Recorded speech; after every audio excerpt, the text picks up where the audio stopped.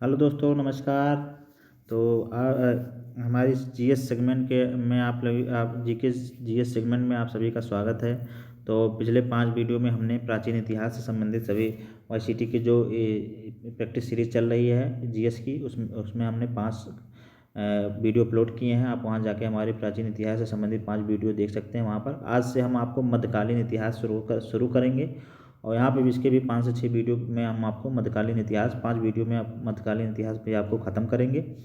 और यहाँ पर मध्यकालीन इतिहास जहाँ से सबसे ज़्यादा क्वेश्चन बनने की संभावना होती है हमारे एग्ज़ाम में, तो ये बहुत इंपॉर्टेंट सेगमेंट है आपके एग्ज़ाम के लिए। तो आप इसे बहुत ध्यानपूर्वक पढ़ें और बहुत अच्छे से पढ़ें। और यहाँ पर आपको वही चीज़ पढ़ाया जाएगा इसमें जो आपके एग्ज़ाम के लिए इंपॉर्टेंट होता है। तो चलिए देर न करते हुए हम शुरुआत करेंगे। आप लोग हमारे चैनल को सब्सक्राइब करें, ज़्यादा से ज़्यादा लोगों को जोड़ें, क्योंकि आप अगर चैनल सब्सक्राइब कर लेंगे, बेल आइकन को भी दबा लेंगे, तो आपका जब भी मेरी क्लास अपलोड होगी तो आप लोगों को तुरंत मिल जाया करेगी। तो आप लोग हमारे चैनल को सब्सक्राइब जरूर कर लिया करें और बेल आइकन भी दबा लिया करें। तो चलिए मध्यकालीन इतिहास की शुरुआत करते हैं हम लोग। जी हाँ, मध्यकालीन इतिहास के बारे में हम लोग पढ़ते हैं। तो इसका जो विस्तार है 800 से लेकर 1200 ईस्वी तक उत्तर भारत में हुआ था। जी हाँ, उत्तर भारत में। और त्रिपक्षीय संघर्ष, जी हाँ, त्रिपक्षीय संघर्ष की बात करें तो शामिल हुए इसमें गुर्जर, प्रतिहार, राष्ट्रकूट और पाल। जी हाँ, कारण की बात करें कन्नौज पर आधिपत्य जमाने के लिए। जी हाँ, कन्नौज पर आधिपत्य जमाने के लिए गुर्जर, प्रतिहार और राष्ट्रकूट और पाल वंश 800 से 1200 ईस्वी के बीच की बात करें मध्यकालीन इतिहास में, तो इसमें त्रिपक्षीय संघर्ष हुआ जिसमें गुर्जर, प्रतिहार, राष्ट्रकूट और पाल वंश शामिल हुए। कारण इसका बात करें तो कन्नौज पर आधिपत्य जमाने के लिए संघर्ष की काल की बात करें तो लगभग 100 वर्ष। जी हाँ, यहाँ पर 100 वर्ष लगभग संघर्ष किए और अंतिम विजय जो है गुर्जर, प्रतिहारों को मिली थी। तो इसे आप लोग याद रखेंगे। तो यहाँ हमने पढ़ लिया, पहला पढ़ा क्या पढ़ा कि मध्यकालीन इतिहास में जो 800 से लेकर 1200 ईस्वी तक का जो समय काल रहा है यह त्रिपक्षीय संघर्ष से गुजरा है। इसमें आपका गुर्जर, प्रतिहार वंश, राष्ट्रकूट वंश और पाल वंश, इन्हीं तीनों के बीच में यह साल गुजरा है। बाकी कन्नौज पर आधिपत्य जमाने के लिए इन तीनों के बीच त्रिपक्षीय संघर्ष हुआ और लगभग 100 सालों तक इन्होंने संघर्ष किया और अंतिम विजय गुर्जर, प्रतिहारों की हुई है। जी हाँ, गुर्जर, प्रतिहारों की अंतिम विजय हुई। अब आइए हम बात करेंगे गुर्जर, प्रतिहारों की। जी हाँ, गुर्जर, प्रतिहारों के बारे में जानेंगे। जी हाँ, तो गुर्जर, प्रतिहार वंश जो है इनके संस्थापक नागभट्ट प्रथम। जी हाँ, 730 ईस्वी में नागभट्ट प्रथम का जो है इसके संस्थापक थे गुर्जर, प्रतिहार वंश के। राजधानी इनकी भीनमाल थी। जी हाँ, गुर्जर, प्रतिहार वंश में राजधानी इनकी भीनमाल थी। त्रिकोणीय संघर्ष प्रारंभ हुआ वत्सराज के समय में और महमूद गजनबी के आक्रमण के समय गुर्जर, प्रतिहार का शासक राज्यपाल था। जी हाँ, तो यहाँ हमने देख लिया कि जब महमूद गजनबी ने आक्रमण किया था तो उस समय गुर्जर, प्रतिहार का शासक कौन था? राज्यपाल था। और त्रिकोणीय संघर्ष जो प्रारंभ हुआ था वत्सराज के समय में। तो यहाँ हमने देख लिया। अगला हम लोग देखेंगे राष्ट्रकूट। जी हाँ, राष्ट्रकूट की बात करेंगे, राष्ट्रकूट वंश की बात करेंगे तो इसके संस्थापक जो है दंती दुर्ग थे। जी हाँ, 752 ईस्वी में इसने इसकी स्थापना की थी।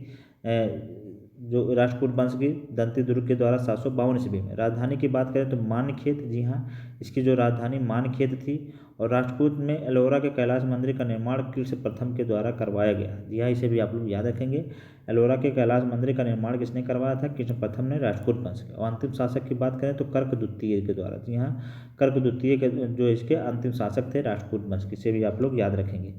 अगला हम लोग देखेंगे मोहम्मद गौरी के बारे में पढ़ेंगे। जी हाँ, मोहम्मद गौरी। तो यहाँ हमने देख लिया मोहम्मद गौरी के बारे में देखेंगे। तो जैसा कि आप लोग जानते हैं कि मोहम्मद गौरी जो गौर प्रांत का शासक था। जी हाँ, मोहम्मद गौरी जो है गौर प्रांत का शासक था। और प्रथम आक्रमण इसने 1175 में मुल्तान पर किया था। जी हाँ, प्रथम आक्रमण इसने 1175 में मुल्तान पे किया था। बाकी गुजरात आक्रमण पर, जी हाँ, गुजरात पर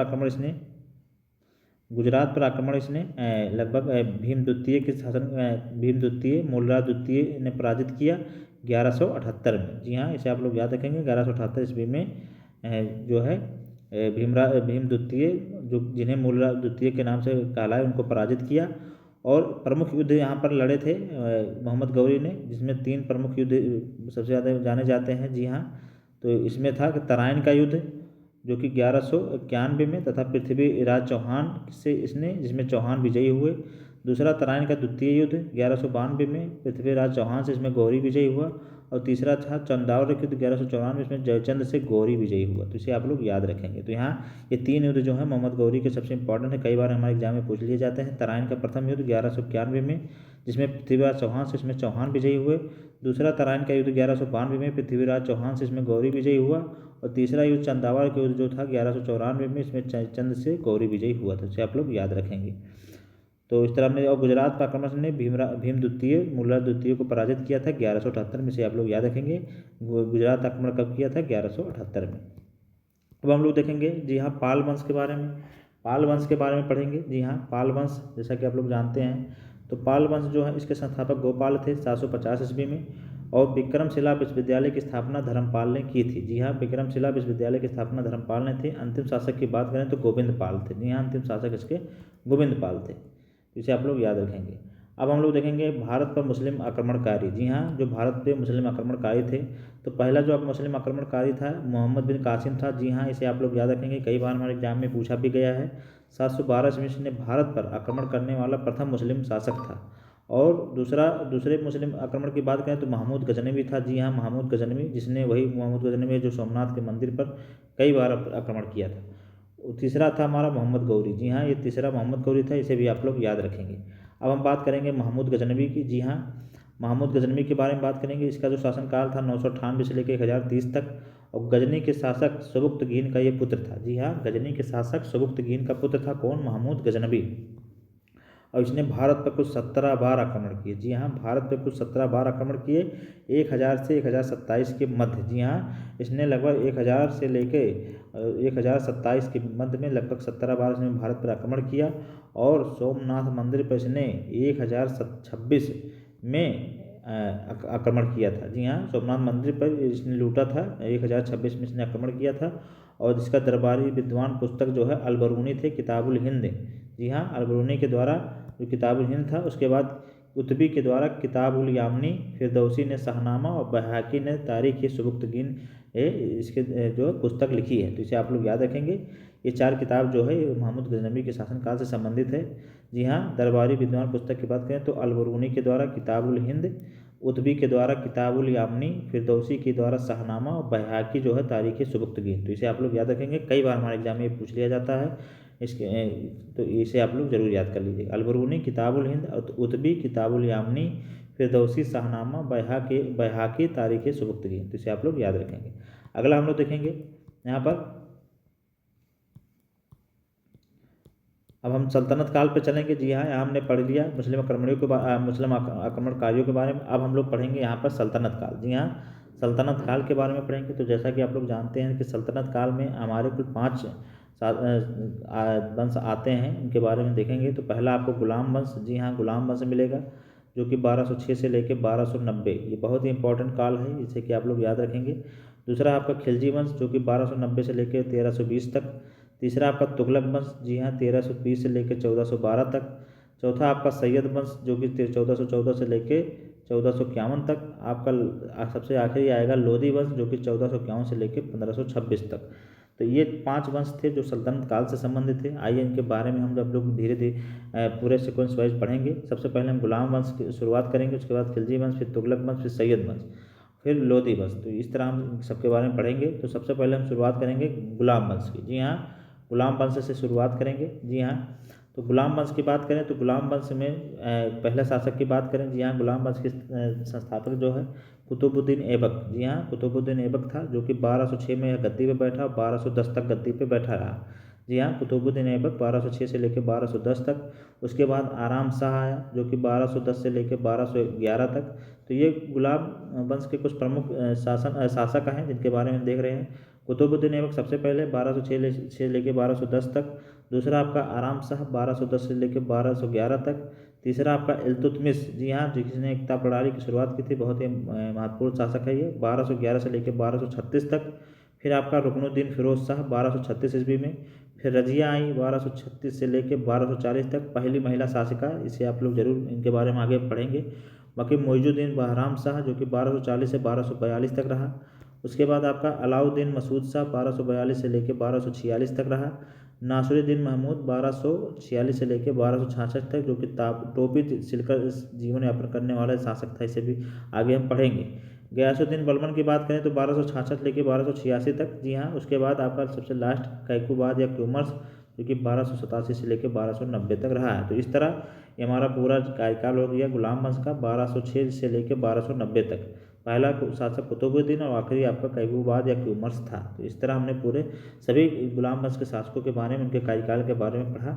अब हम लोग चलेंगे अगले सेगमेंट पे और हम पढ़ेंगे कुतुबुद्दीन ऐबक के बारे में। जी हाँ, कुतुबुद्दीन ऐबक से शुरुआत करेंगे। जी हाँ, तो कुतुबुद्दीन ऐबक की बात करें, जी हाँ, कुतुबुद्दीन ऐबक जिसने गुलाम वंश की स्थापना की, जो है 1206 में गुलाम वंश इसने स्थापना की और लाख बख्श और कुरान खां के नाम से यह जाना जाता था। जी हाँ, लाख बख्श और दान देने के लिए बहुत विख्यात है, इसलिए लाख बख्श या कुरान खां के नाम से जाना जाता था।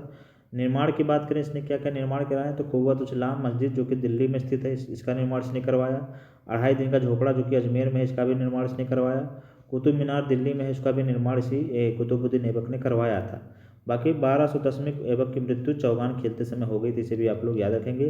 कुतुबुद्दीन ऐबक की मृत्यु किससे हुई थी, चौगान खेलते समय 1210 में हो गई थी, तो इसे भी आप लोग याद रखेंगे। तो यहाँ हमने कुतुबुद्दीन ऐबक के बारे में पढ़ लिया। अब हम लोग चलेंगे इल्तुतमिश के बारे में। जी हाँ, इल्तुतमिश के बारे में पढ़ेंगे। जी हाँ, इल्तुतमिश के बारे में पढ़ेंगे। तो इल्तुतमिश जैसा कि आप लोग जानते हैं बहुत ही प्रतापी शासक था और 1211 में इसने राजधानी जो है लाहौर से दिल्ली स्थानांतरित कर लिया। जी हाँ, 1206 में जब यहाँ पर कुतुबुद्दीन ऐबक ने जब सल्तनत काल की स्थापना की थी तो उस समय राजधानी लाहौर थी, लेकिन फिर जब इल्तुतमिश गद्दी पे आया तो इसने 1211 में अपनी राजधानी जो है लाहौर से दिल्ली स्थानांतरित कर ली और इसने कुतुब निर्माण का कार्य जो है पूरा करवाया था। जी हाँ, कुतुब निर्माण का कार्य इल्तुतमिश ने ही पूरा करवाया था और 40 गुलाम सरदारों के संगठन तुर्कान चहलगानी का गठन किया था। जी हाँ, इल्तुतमिश ने जो है 40 गुलाम सरदारों का एक संगठन जो होता है जिसे तुर्कान चहलगामी कहा गया था, उनका गठन किया था। और टका जिसे चांदी का जीतल और तांबे का नामक, जी हाँ, चांदी के जो सिक्के होते थे उनको टका तथा तांबे का जो सिक्के होते थे उनको जीतल नामक सिक्के चलवाए थे। इसे भी आप लोग याद रखेंगे। चांदी के जो सिक्के थे उनको हम टका कहते थे, बाकी तांबे के जो सिक्के होते हैं उनको जीतल कहा जाता था। उसके सिक्के इसने चलवाए थे। बाकी एकता व्यवस्था की शुरुआत भी इल्तुतमिश के द्वारा ही की गई थी, तो इसे आप लोग याद रखेंगे। यहाँ हमने इल्तुतमिश से संबंधित जितने भी इंपॉर्टेंट फैक्ट्स हैं उनके बारे में पढ़ लिया। यहाँ हमने देखा कि 40 गुलाम सरदारों का संगठन, तुर्कान चहलगानी का गठन, उसके बाद चांदी जिसे टका बोलते हैं तथा जीतल जिसे कि तांबा के सिक्के बोलते हैं, उसका भी इसने चलाया। एकता प्रथा की शुरुआत भी इसी इल्तुतमिश के शासनकाल में हुई और 1211 में इसने अपनी राजधानी को लाहौर से दिल्ली स्थानांतरित किया था और कुतुब मीनार का निर्माण भी इसी के कार्यकाल में करवाया गया था। जी हाँ, पूरा मतलब इसका निर्माण इसने पूरा करवाया था। शुरुआत तो यहाँ पर हमारे कुतुबुद्दीन ऐबक ने ही कर दी थी, इसे आप लोग याद रखेंगे। अब हम चलेंगे रजिया के बारे में पढ़ेंगे। जी हाँ, रजिया जो कि बहुत इंपॉर्टेंट है, हमारे एग्जाम में कई बार पूछ लिया जाता है इसके बारे में। रजिया जो है इल्तुतमिश की पुत्री थी, उनकी उत्तराधिकारी थी। जी हाँ, इल्तुतमिश की पुत्री और उनकी उत्तराधिकारी थी और दिल्ली की एकमात्र सुल्तान बनने वाली एकमात्र महिला थी। जी हाँ, दिल्ली की सुल्तान बनने वाली एकमात्र महिला थी और इनका विवाह जो है अल्तुनिया से हुआ था। जी हाँ, अल्तुनिया एक शासक था जो उसी से इसका विवाह हुआ था और अल्तुनिया ने रजिया के विरुद्ध विद्रोह कर दिया था। जी हाँ, अल्तुनिया ने रजिया के विरुद्ध विद्रोह कर दिया था, इसे अभी आप लोग याद रखेंगे। अब हम चलेंगे, जी हाँ,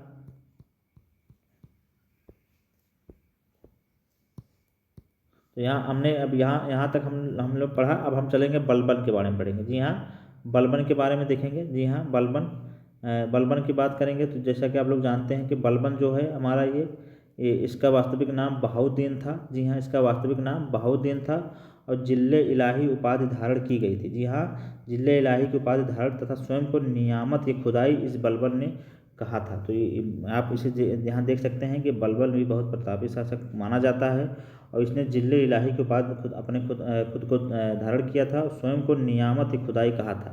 और ईरानी परंपरा सिजदा और पैबोस प्रथा की शुरुआत जो है हमारे बलबन ने की थी और नवरोज़ त्यौहार को मनाने की शुरुआत भी बलबन के द्वारा की गई थी तथा लौह और रक्त की नीति भी बलबन के द्वारा ही अपनाई गई थी। जी हाँ, लौह और रक्त की नीति किसके द्वारा अपनाई गई थी, बलबन के द्वारा। और तुर्कान चहलगानी को उसने समाप्त कर दिया था, किसने, बलबन ने। जी हाँ, और इसे आप लोग याद रखेंगे। यहाँ पर तुर्कान चहलगानी को किसने समाप्त किया था, बलबन ने। उसका वास्तविक नाम बहाउद्दीन था। जिले इलाही के उपाधि धारण की, स्वयं को नियामत खुदाई कहा, ईरानी परंपरा सिजदा पैपोस का भी शुरुआत इसने किया, नवरोज़ त्यौहार को इसने भी मनाया और लौह रक्त की नीति भी इसी के द्वारा अपनाई गई। तो यहाँ पर हम लोगों ने देख लिया और अब हम लोग तो आज हम क्लास आपको यहीं पर रुकेंगे। तो फिर हम लोग अगले क्लास में आपको खिलजी वंश से संबंधित तमाम जानकारी देंगे। तो खिलजी वंश की जो है हम अगले क्लास में पढ़ेंगे और आज हम यहीं बस गुलाम वंश से पढ़ के आपको ब्रेक देते हैं। जी हाँ, आज की क्लास को हम यहीं रोकेंगे। तो आपको क्लास हमारी कैसी लग रही है आप लोग हमारे कमेंट बॉक्स में ज़रूर बताएं और ज़्यादा से ज़्यादा लोगों को इसे शेयर करें।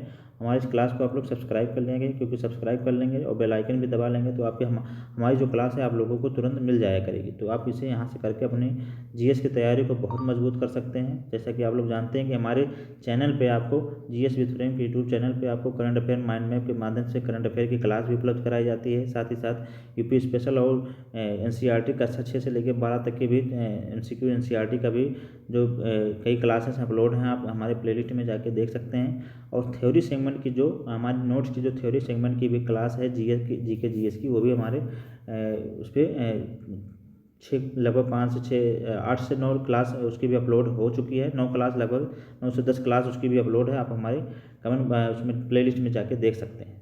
तो बाकी ये जो वाईसीटी की जो प्रैक्टिस सीरीज चल रही है आप लोगों की आपके एग्ज़ाम के लिए जो आने वाले एग्ज़ाम है पीसीएस के हो गए, ट्रिपल एससी के हो गए, एसआई के हो गए, तो आप यहाँ से जुड़ के अपनी जो कम समय में रिवीजन के माध्यम से आप अपनी तैयारी कर सकते हैं। यहाँ से बहुत अच्छी एक रिवीजन सीरीज चल रही है, आप लोग हमारे इस रिवीजन सीरीज से जुड़ के अपनी तैयारी को धार दे सकते हैं। तो चलिए फिर हम लोग मिलेंगे कल।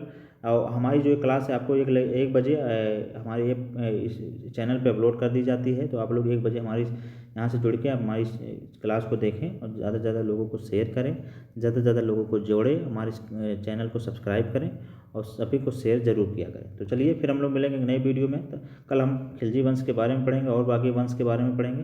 पढ़ते रहिए आप लोग, स्वस्थ रहिए, मस्त रहिए। नमस्कार, जय हिंद।